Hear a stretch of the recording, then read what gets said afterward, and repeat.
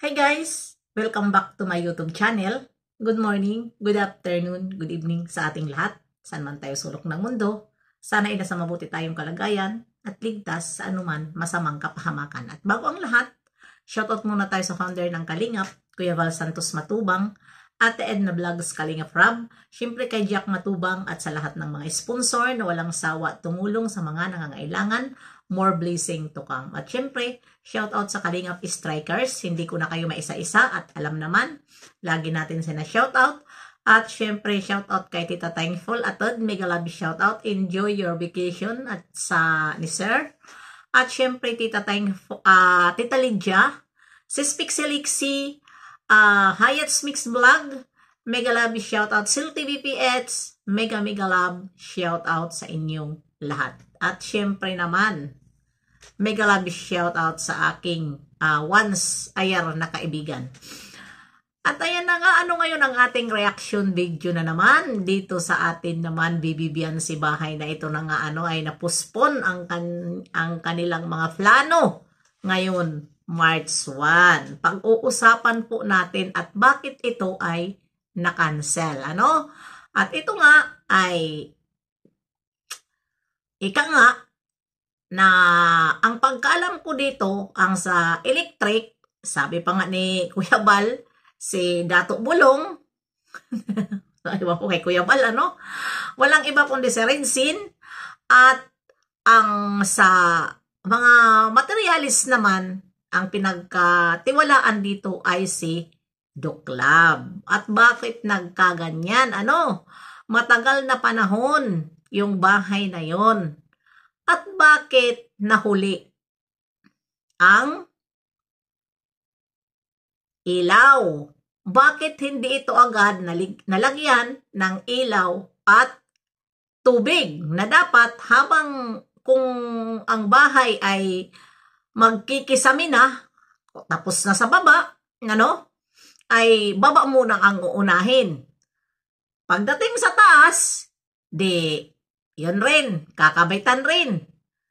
Lalo na pag lalagyan na ng kisame. Yan talaga ang importante.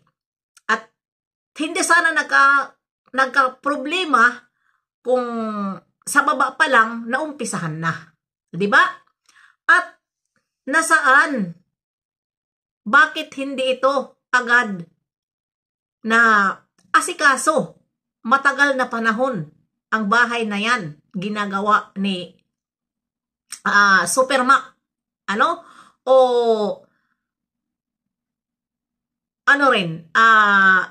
Hindi rin sinabi ni Supermac dito sa kay Rensin o kay Duklab na kailangan na ng kuryente.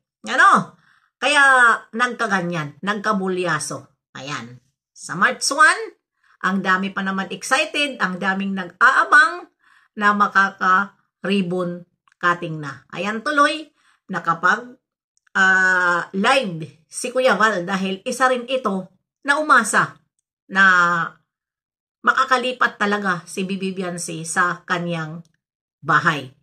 At ayan na, andyan na ay ika nga, kung trabahoin ay madali lang.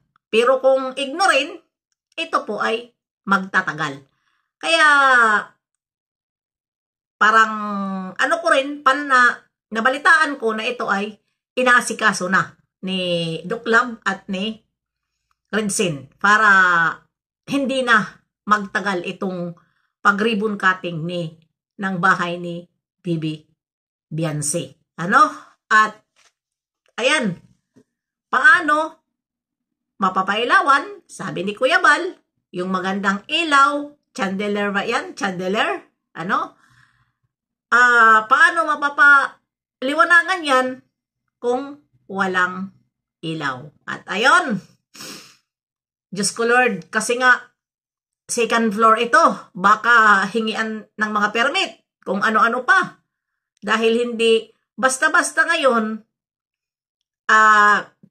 kakabitan ng ilaw ang isang bahay kapag ganyan, second floor. Baka hanapan kayo ng building permit o o ano pa dyan, mga plano ng bahay. Kasi talaga yan naman talaga ang mga requirements kapag sinisiay na ang bahay ng isang Meralco. No? Sinisiay yan eh.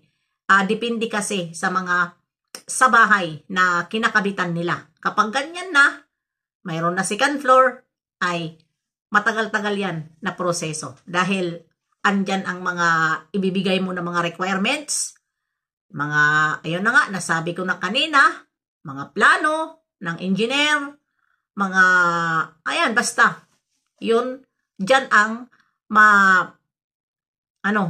mahirap na proseso.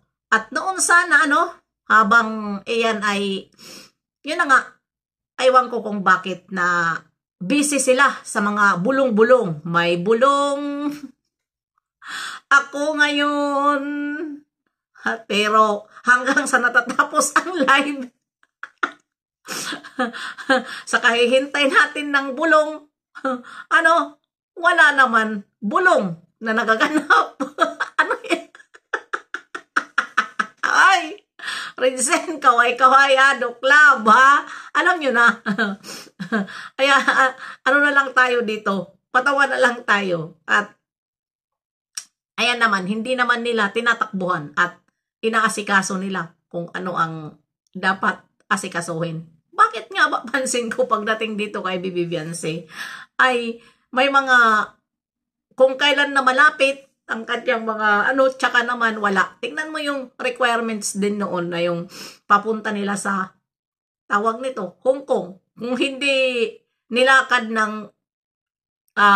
serious ni Ate Edna at ni Kuya Bal, baka hindi rin ito makapunta doon sa Hong Kong dahil nga yung papel na hindi pa na ilakad. Buti na lang at nalaman nila Kuya Bal, Ate Edna, na hindi pa pala na ilakad yung papel na yon.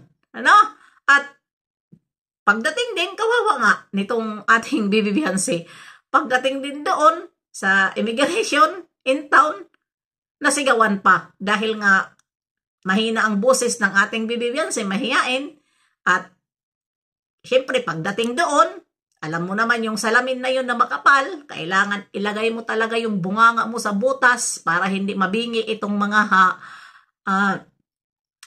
empleyado dyan sa airport, kasi nga nagkakabingi na. Kung magkamali ka lang konti, akala mo kung mga sino na, di ba? Binabayaran naman sila, obligasyon nila yan. Huwag magtrabaho kung kayo mga aburido. Yun, ha? Ay, naku, kung ako lang noon, pero ayoko na yan, kasi mga lit na ako mag-reaksyon. Hindi ko nireaksyonan dahil iba ang nireaksyonan ko noon, hindi ako nakatutok. Nakatutok ako nung pagpabalik na sila. Dahil pinagbigyan natin ang iba na nakatutok doon sa Hong Kong. Dahil hindi tayo makakasingit. Dahil pagkatapos ni Kuya Bal, iba na naman ang live. Kaya pagbigyan natin. At ayun, sa madaling panahon, sana ay maayos ng dalawa itong tulungan na lang ni Duklab o sino pa man dyan, tulungan na lang para in town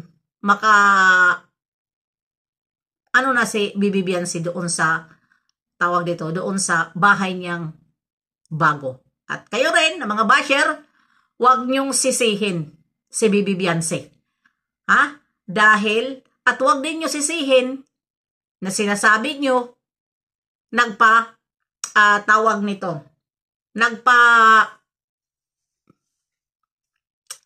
nito yung mga anuhan nila na nagpapataasan. Huwag nyong sabihin. Dahil kung makabasa ako na ganyan na mga babanatan ko kayo. Walang sisihan dito sa bahay na yan. Kahit nagtagal, ay natapos din. Walang sisihan dahil ang pera hindi lang dinadampot at buwanan. Gets nyo yun. Kaya hanggang dito na lang, ako ay magpapaalam na po pang samantala. See you next live and upload. God bless sa ating lahat.